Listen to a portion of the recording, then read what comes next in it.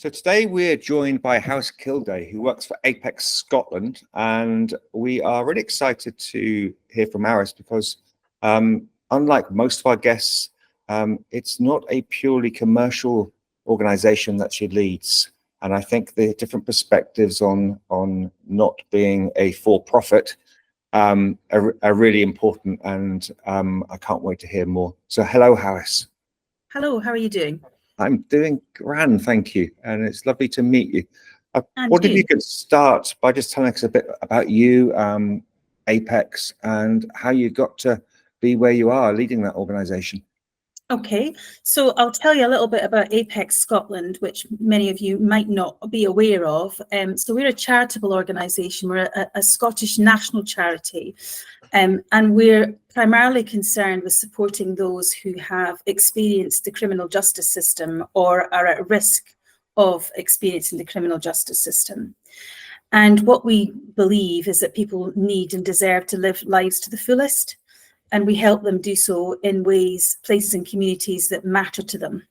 So we do that in a number of ways: by empowering people with knowledge and support, by ensuring people, including ourselves, are enabled to be emotionally healthy and well, by equipping people with tools, skills, and confidence that they need to live well, bridging the gaps for people with tools for those to help cross divides, and engaging and providing continual learning and supporting others in their employment journey. And that kind of wraps up what it is we do. But how we do that is different in the communities that we work alongside. So the organisation has in total about 18 services across a really big geographical spread.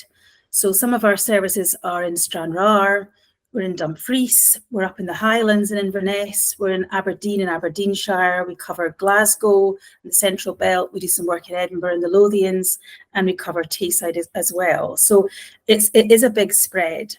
And I guess for us, the challenge is that local commissioners will commission services dependent on local need. So you'll find that a service in Stranraer might be very different from a service that's in Glasgow, for example. So we try to make sure that our services are all delivered with the best practice that's the Apex way of doing things, which is about being trauma responsive. But we recognise that there are local idiosyncrasies and local differences and local contractual arrangements that we have to fulfil, and that's a challenge. I guess the other thing for me is we're quick to criminalise in this country. I think we criminalise adversity and poverty too quickly, and so those individuals that we work with have often had quite traumatic experiences in their lives. They may well have suffered from adversity. There may well be lots of reasons why they made the decisions and the choices that they did make. And a lot of that's to do with poverty. And I guess the other thing for me is the figures are staggering. So in Scotland, 1 in 3 men has a criminal conviction and 1 in 10 women has a criminal conviction. So it's not something that's a small issue. It's a big issue that we need to wrestle with. So that's a little bit about Apex. I can talk more about Apex. And as for me, I started my career in the NHS, worked in a number of hospitals around the Edinburgh region, actually, and a little bit of time in Forth Valley.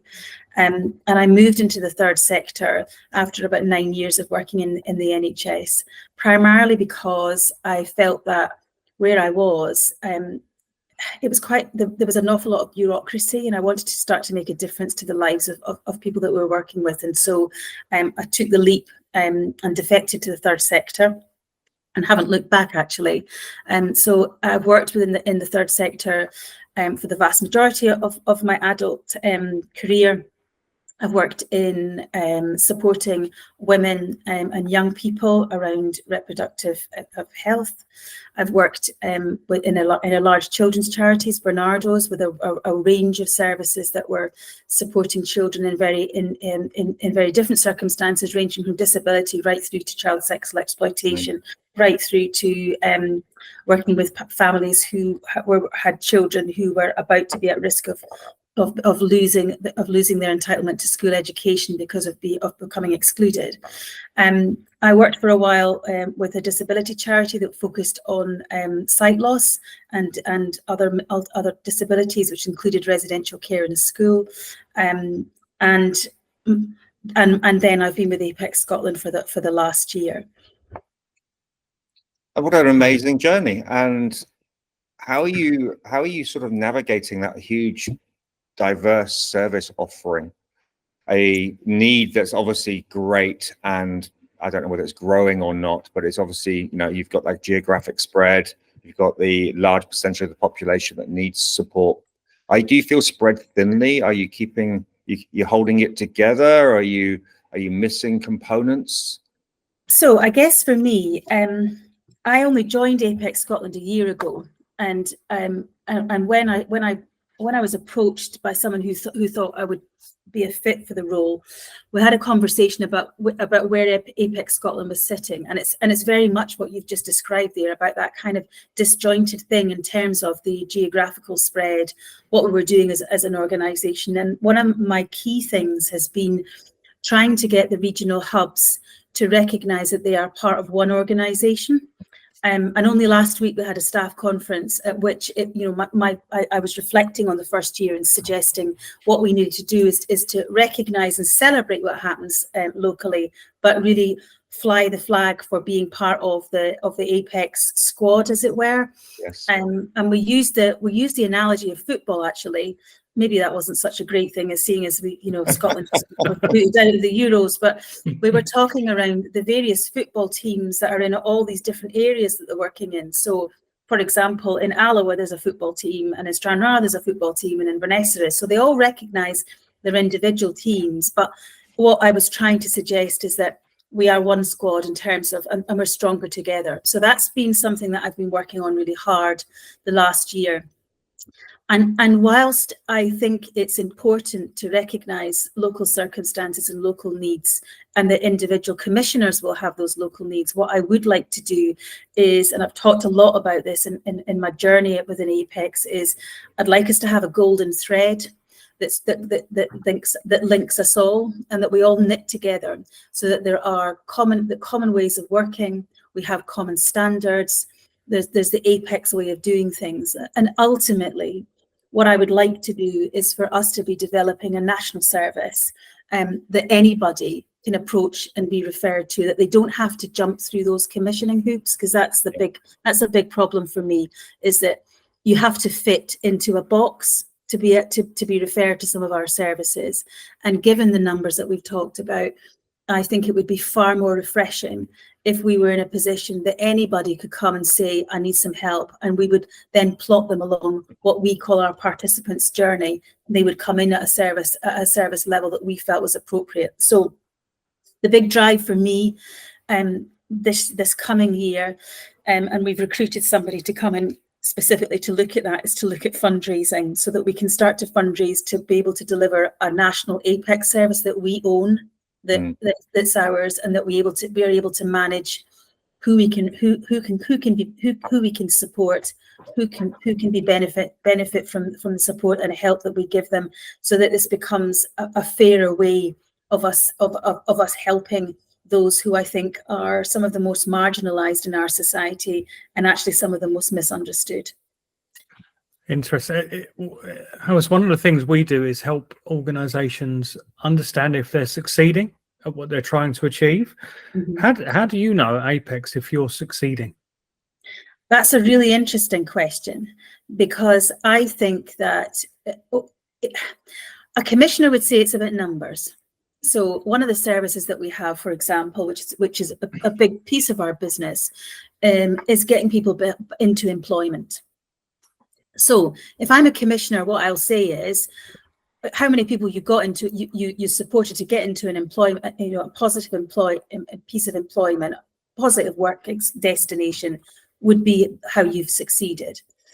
I think that's quite naive, because I think that those individuals that we're working with may well have such chaotic lifestyles and have such low confidence and low self-esteem that actually getting them to that employment journey is massive. So the first piece of work that we might have to do with those individuals is actually get them to feel good about themselves, getting out of bed in the morning, turning up to an appointment, feeling confident to have a conversation with somebody that doesn't involve them shouting at them or feeling, being aggressive, being cynical about what people are trying to say to them, etc.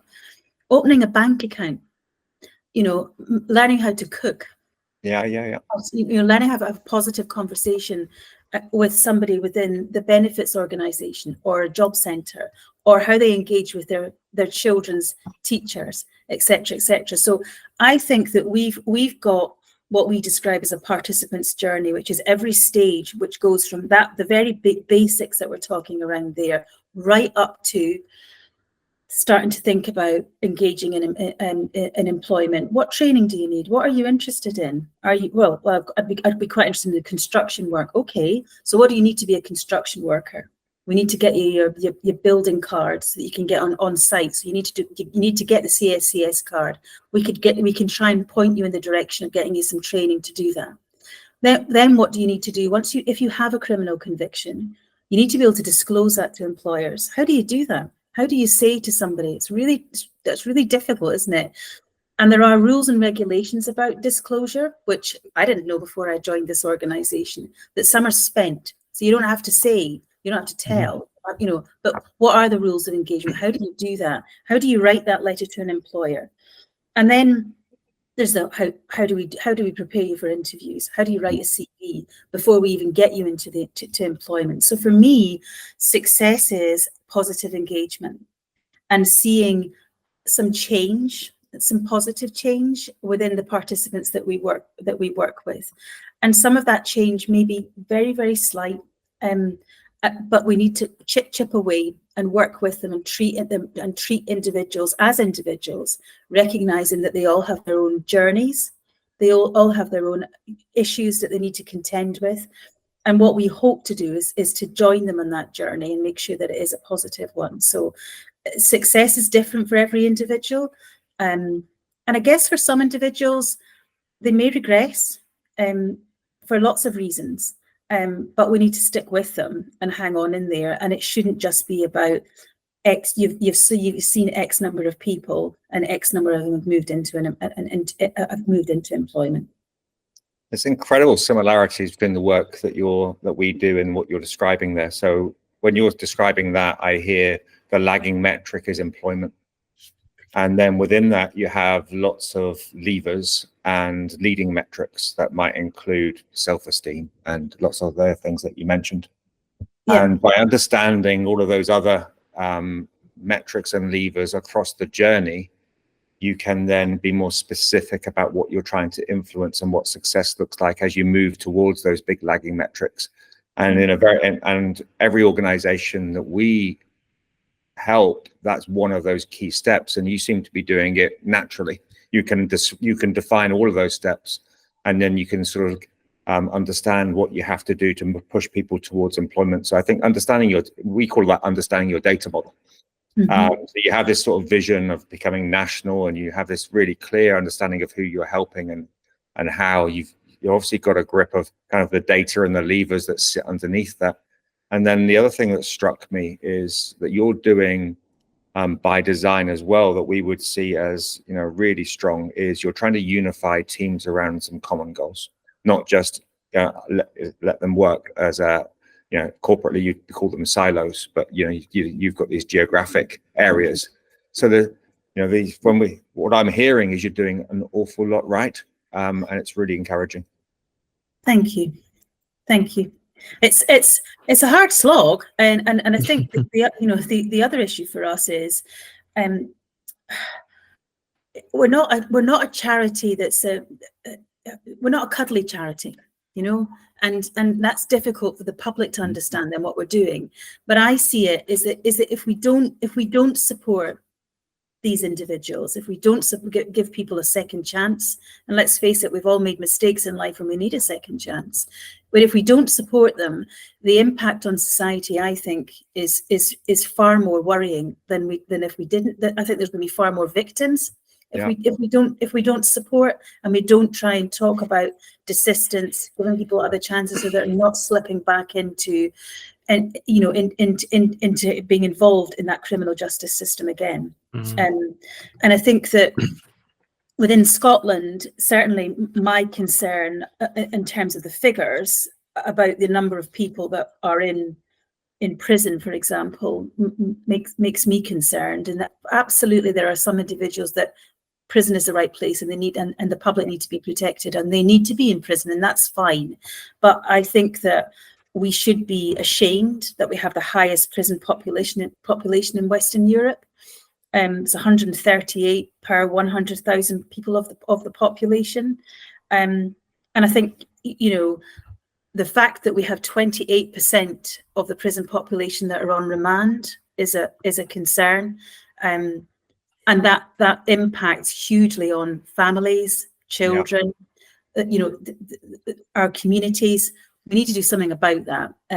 But I guess for me, people think about the criminal justice system and they think just about the prison population, whereas we know that, you know, there are a significant number of individuals that undergo court proceedings and they don't end up in prison. They get another punishment, as it were, because I think it's only 91% of all those who are up for a court proceeding are convicted of at least one charge. 17% of convictions end up in a custodial sentence. So there's a huge number that are not actually going through the prison system, but they're going through criminal justice in another way. And I think that's an unforgotten population that we could really do. If the more support that we give them, the less likely they are to reoffend and the less likely they are to end up the trajectory within and receiving a custodial sentence. So there's a genuine need for this type of work.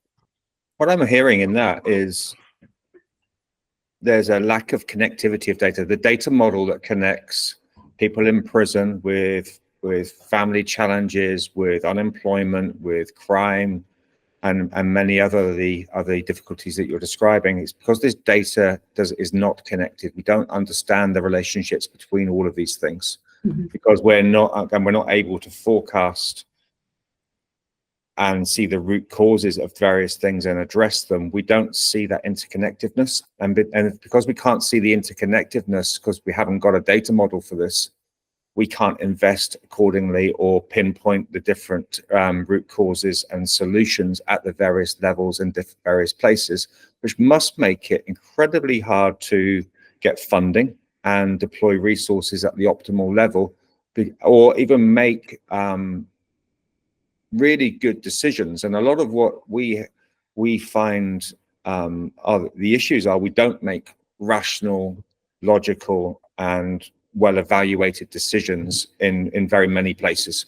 And it sounds like that with what you do, because we haven't got this connectedness, people aren't making good decisions about how we invest in preventing the prison population from happening, or how we invest in charities like yours to hit certain points in that journey to prevent some of the things happening down the line. Because as you said, there are these ripples that are happening and they are interconnected events, but we're not really understanding the bigger picture, and therefore we can't pinpoint and take action where it's necessary. Is that a good summary, you think? I think that's an excellent summary, and I think that, you know, in terms of us actually being comfortable and being committed to early intervention and prevention, that's where it all should start. We've had these conversations in other sectors. We've had these conversations when we look at the work of children's charities do. We talk about investing in the pre-fives. We should be doing the same within society, is actually doing that data mapping and thinking, you know, poverty and crime go hand in hand. It's not rocket science. We should be thinking about if individuals are living in areas where there's poor housing, there's poor job prospects, that infrastructure needs to be put in place so that we're supporting individuals to give them the best chance they can to make positive choices. I think the other thing that in terms of educating the public and educating others is one of the things that I don't think we've done enough of. It's great to talk about employment and volunteering opportunities. It's marvelous. And it's fantastic that we've got some employers, some really good employers who recognize that there's a whole pool of untapped talent that they could get, if they looked at recruiting those who have experience of the criminal justice system. But what we don't do, I think, is actually help employers to make that an easy transition for themselves. If you're an employer and taking somebody on who's got a criminal conviction, we need to give them tools to help support them to make that positive decision. So how do they have that conversation with colleagues and with those who work with their workforce about the benefits of taking somebody on? How do they try and reduce the stigma so that people the individual's not greeted with almost hostility on day one? How do we put in reasonable adjustments? We do this really well in terms of disability work. Why do we not translate some of the lessons that we've learned from that into making reasonable adjustments for those people who have got a criminal conviction and are entering the workplace? So what I would like to do is to work really closely with employers to make that transition for somebody so that it's positive for the employer and positive for the employee, so that it's a successful recruitment process and that 6 months down the line, the chap or woman is not losing their job because that reasonable adjustment wasn't put in place. Yeah. really fascinating. And without getting too deeply into politics on the election day as when we're recording this, we seem to be at a bit of a pivot point with lots of these things. I know in the US, the Supreme Court have kind of criminalized homelessness virtually, which hopefully is a journey we're not going to go on. But I mean, having worked with some homeless people myself, I know it's complex and it's individual. And I guess the challenge for you as a CEO is you talked in the start about kind of having a apex way of doing things, and I guess though you still want to balance that with a human side that people bring to the business. How do you empower people but also maintain that consistency and quality? So I think for me it's about valuing individuals and recognizing the skills that my colleagues have in delivering these skills. There are, in terms of being trauma responsive, we've gone through a very detailed program, I would say, actually, and we've done this in conjunction with Dundee University, who are doing some of the research to validate what we're doing, actually. But look at how do we embed a trauma responsive practice within all of our practice within working with participants, because lots of people say they're doing it. But what does it actually mean? And I think it's really important that our staff are given the skills, the space, and the time to be able to work in that fashion. And I think it's important that we recognise that this is a tough gig. It's not for the faint-hearted. This work is challenging. It's meaty, and because it's dealing with people, we need to talk about windows of tolerance. We need to talk about self-esteem and confidence, not only for our participants, but for our staff as well. So we need to empower them to be able to make those decisions. But we do need to give them space and time. And we need to also make sure that there's this reflective practice that's put in place. So all of those things are important to me. And all of those things, I think, if we treat staff properly, if we give them the time and the space that they can do that reflective practice, it then empowers them to work really confidently with participants. How are the people on the ground faring? I helped a company. The reason why I ask is I helped a not-for-profit in the US a year or so ago, and one of their big challenges is the people on the ground are working really hard, not getting paid enough. The work is very stressful and demanding. It carries on into their home life. they could get paid more in coffee shops than they can doing this job that's incredibly taxing, therefore recruiting. And then you ended up having something we labeled the care paradox, which is, you know, you don't have enough people in the system to deliver the care and quality that's required, yet we're not going to pay them enough, or we don't have enough money in the system to kind of square that circle. And it does become challenging, and I don't think we often appreciate, as people who are fortunate enough not to be in these positions or have that calling or desire to do this work, how difficult all of that is. How are the people on the ground? I think that's great, and it resonates a lot with me, Matt. And again, we had staff conference last week, and I've made no apologies for saying I don't think my staff are paid enough. And I don't have a magic wand or a money tree. I wish I did. But what we need to try and do is to get commissioners and those that fund us to understand the reality of the work that's going on. It's difficult, it is challenging. And some of the situations that we're asking colleagues to place themselves in, you know, lots of people they just wouldn't do that job, as you've just said. Yeah. So I think it's very stressful for them, and I'm committed to trying to make a difference to the working conditions that staff within Apex Scotland face. And I think in terms of us trying to in terms of us trying to own our own destiny, to think about our own programs, to introduce the Apex Foundation program, to look towards seeking funding from trust, from charitable trusts, from other donors, from significant donors. We would like to look at the salary ranges. So I guess I agree with you. I would love to be able to pay the staff more than they are being paid, and it's a real issue for us. It's a very live issue. But there are other things that we can do that don't involve money. So we can think about working conditions, working hours, flexibility, what we put in terms of staff support. You know, they all have access to an employee assistance program, which is really important to me, making sure that they've got space to talk, take time out for having conversations about where they're going. But ultimately, what we need to do is to make sure they feel supported and confident and cared for while they're delivering this hard work. And that's not easy, but we do try to put in place things like, you know, lone working apps. That's an absolute no-no for me. We must make sure that they feel protected when they're going about their work, because very often they may be working in an environment that feels quite hostile, that feels quite strange, that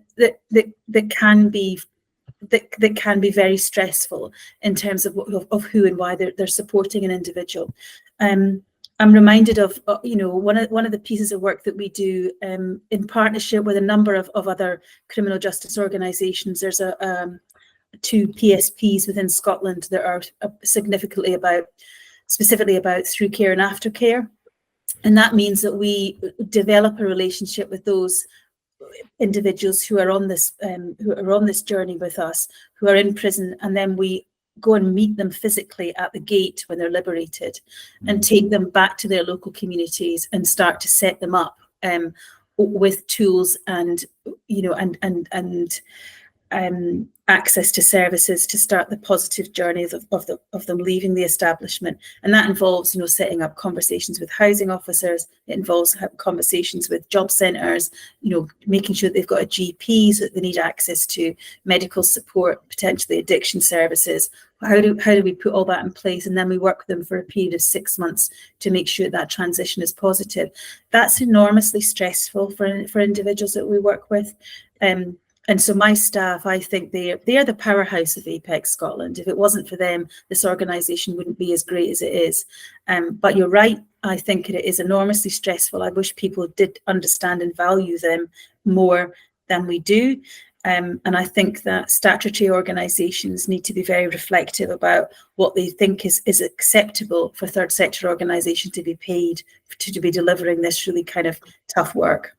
I think that comes back to the data model, though. I think what you're describing is, and it does happen in all organisations, not just the charitable sector, is that friction between if I see cost and how I see value. Mm-hmm. And if I can connect value to cost, ROI, and then invest appropriately, when those things are connected and cohesive, we can pay people more, we can invest at the appropriate rate, we understand the implications for saving money in prison services and more people in employment, they pay tax, and all of these levers can be influenced correctly. If we just see cost and we can't understand value, it becomes a cost minimalization and investment decision-making process, and it becomes about how do I invest minimally in this, and you then invest maybe nominally even. How do I make this as cheap as possible, as opposed to trying to optimize investment for value, paying people what they're worth, understanding that if I do this correctly and I do think in the long term, not just the immediate term, then all those big lagging indicators like employment, tax paying, not locking people inside for too long at a huge cost to society and the actual the government itself, to name but a few. At the heart of that is that data model again. And unless we can tell the story and we talk about sort of threading a narrative with that sort of intentional narrative, you're intentionally trying to do something that is of enormous value to society. We just need to have the right data arguments, I think, to support you. I would totally agree, and it is about storytelling. Storytelling is really powerful, and one of the things that we're learning, and I think we're getting better at in the third sector, is actually what to do storytelling properly, so that we can talk about impact, and understanding how we measure impact. Because I don't think in the charitable sector we've been as good as that as we should have been, but again, we're driven very much by that sort of target, the target-led mentality that we have, that comes from statutory organisations, government, local authorities are all driven by it, and it's really difficult to influence that. But we must keep chipping away at it, because this is about real people's lives, and this is about the impact that it has not just on that individual's lives, but on their families' lives, on their children's lives, and actually the whole of the community they live in. It's very, very powerful. I think that when you see people going through their journey and making that positive change, and what a difference they've made to their lives and the lives of others, it's phenomenal, and we should be celebrating that. Absolutely, we should be celebrating it. And I don't like sort of talking too much. Data is unsexy when you're talking about people's lives, when you're talking about families, when you're talking about emotions and the human element of what we do. But I think you have incredibly eloquently described a situation, and we would call that descriptive analytics, where we have high unemployment in this group of people. We are able to describe the prison service and how it's overburdened with people, amongst other things. You're able to accurately describe what we would call root cause analytics. What are the root causes of all of these things? You're able to describe those. What we probably can do is then go into predictive analytics. We could, if we can think in the long term, you could probably quite accurately predict that if we do these things, take these measures here, it might take 1 year, 2 years, 5 years to eventually, for this person or these people that are on this journey, to get towards the payback period for that big lagging metric. But they will get there. But you need different forms of analytics within all of this, and it needs to be joined up. But the power of that for organizations and society is absolutely huge. So are projects like that being prioritized at the moment?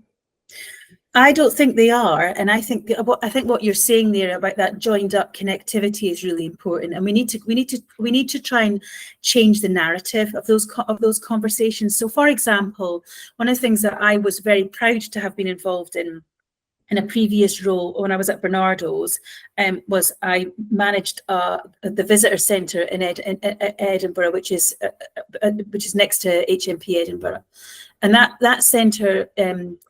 Basically, anybody who was visiting somebody within the prison, if they were visiting a loved one who was resident within the establishment, they had to check into this visitor centre.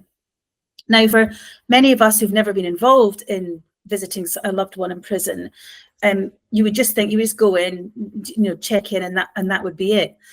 But that centre allowed us to do a huge amount of work with families.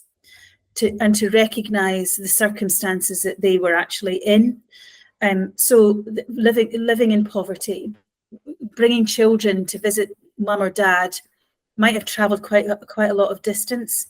The implications for that would be, had the child had got time to have dinner?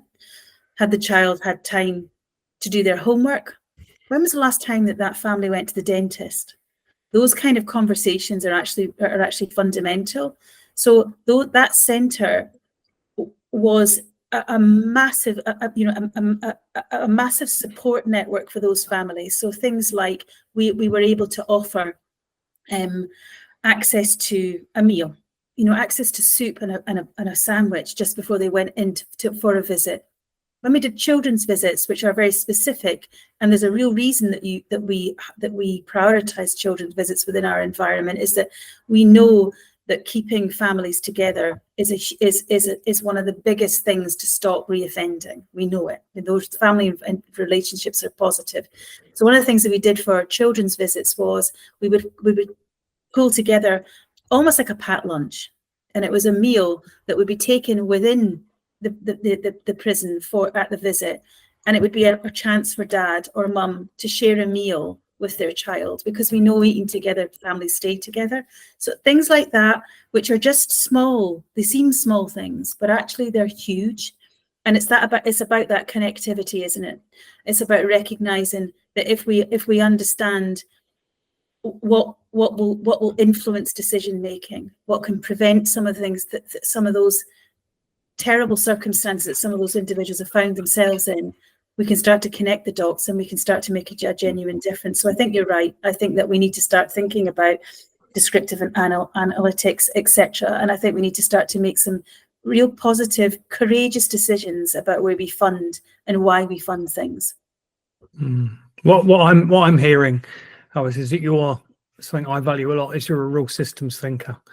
You're able, even from the perspective of the CEO, connect the small details to that big picture. Even at societal level, you're making that connection, that thread, as we would call it, and I use the term as well, which is an incredible skill to have. Matt, I don't know if we do want to go on to some of our kind of standard kind of CEO questions of advice that Hawys would give to other people. And they're good ones. Go on then. So if you were giving another CEO at another charity or even a commercial organization, there's some advice that maybe you've learned or you were taught, what would be your best bits of advice? My best bit of advice is be authentic.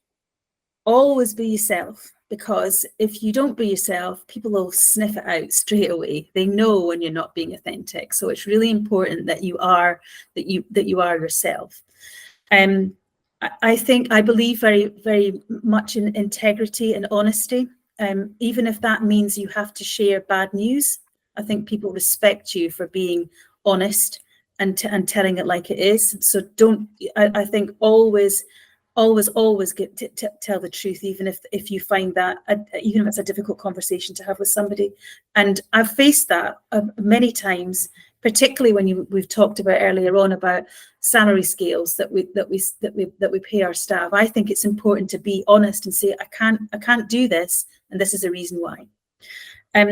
Positive communication and good communication at all levels is really important for me as in my role, and being visible. I think as a CEO, it's really important to be visible. Now that can be quite difficult in my case, because I live in Edinburgh. I don't live in Stranraer. I don't live in Inverness. But trying to get round and visiting people is important. But you can be visible in other ways. So we can do the digital thing now. We can drop an email. We can set up small working groups so that people feel connected. I think it's really important that we do remember it's all about communications, because all of our organizations are about people. If we don't have people, we don't have any organization. So put people first. I think the other thing I would say to anybody who is becoming a CEO is value others and surround yourself with other people who are better than yourself. I'm not the financial guru. I need somebody who understands the finances and the accountancy in a way that I don't. I'm not an HR specialist, so I need somebody who will help me with that. I'm not a practitioner, so I need to surround myself with practitioners who get what has to happen. So I think it's about respecting everybody's role within the organization and making sure that you value them. And I guess for me, the final piece of advice is don't do it. Don't be a CEO of an organisation that you don't have passion for. If you don't believe in the cause and you don't believe in what the organisation is, you're going to fall at the first hurdle. You need to believe in what you're doing, and you need to believe passionately in the organisation that you're heading. Fantastic. You know what I'm hearing is so many of those qualities would apply equally and would make great assets for a CEO of any commercial organization as well. And I'm thinking things like, you know, Amazon has this principle of raise the bar. So always hire people who brings a skill above the level of the people in the organization. This idea that we have to create purposes here. Obviously a charity in a sense, whereas a third sector, you have that, you know, right at the heart of what you do. But so many of these qualities would serve a CEO of any organization really well. It's not just third sector. I think you're a natural leader. Did anyone, or have you been taught? I suspect this is just something you found you can do. That's very kind of you to say. I think I've always had the desire to make a difference and make a genuine difference. So I've always wanted to support people. I've got that kind of caring element. I don't know if it's to do with my background or the way I've been brought up, but my experience. But for me, it's about making sure that I try and get the best for those that I care and support within my organisation. So I think, we've only met each other today for the first time, but I'm hearing, I think your superpowers are your passion, your selflessness, and you seem to have empathy for people at a very high level. You can sense and feel other people, and I think Ian pinpointed it earlier. I'd be interested. He's seen your system thinking capabilities, and I'm wondering whether you've always had the innate ability to see the bigger picture and connect the dots. I've tried to, and I think that it's important to see that bigger picture, because we don't exist in bubbles, and I think that we need to understand that it's that ripple effect. If we make a decision at one level, the ripples will come out and it will impact in other areas. I think I've seen that in healthcare. I've seen it in terms of how we support children. I've seen it how we support those who are unfortunate to have experienced adversity and poverty. I've seen it in the disability world. I think that we need to try and connect those dots, and I think systems change is really, really important, and we should all be trying for systemic change, for long-term systemic change within our society. I feel very strongly about that. I think what I'm just left wanting to say thank you on many levels. Thank you for joining us. That's the obvious one. It's been really delightful and inspirational talking to you. Thank you for sharing the Apex story. And if anyone's listening to this has any way of supporting you, perhaps let us know what they could do in a second. And thank you for doing the work that you do. I think every society needs amazing people like you and your team on the ground, helping people that need help and actually, fighting for them and that cause. And I think it's very, we are very biased towards commercial organizations, but, I often stop and wonder how we can divert more of the energy, resource and money to people who probably require it more. Thank you very much. Well, thank you very much for having me. I've enjoyed it enormously. I think if anybody is listening and they want to help Apex Scotland, we'd be delighted to hear from them. So absolutely, if they wanted to help us in any way, that would be amazing. But I would be particularly interested to hear if there's anybody who manages commercial organisations and can offer employment opportunities. We'd be really happy to have a conversation about what support we could put in place to help them to tap into that, as I say, that huge population out there that could make a massive difference to their organisations. So absolutely, we would love to hear from anybody who would like to have that conversation. And if there are commercial employers, are they limited to Scotland, or could they be in the UK? Or our organisation only operates in Scotland, Okay. But we have got some connections with other organisations throughout the UK, so we could obviously try and, you know, signpost if that was appropriate. Okay, so brilliant. So if any organisations in Scotland are listening to this and they can provide employment opportunities, they should get in contact via your website or via email. Absolutely, absolutely. Either email me direct or via the website. I hope they do that. Great. And thank you once again. Amazing. Thank you. Thank you.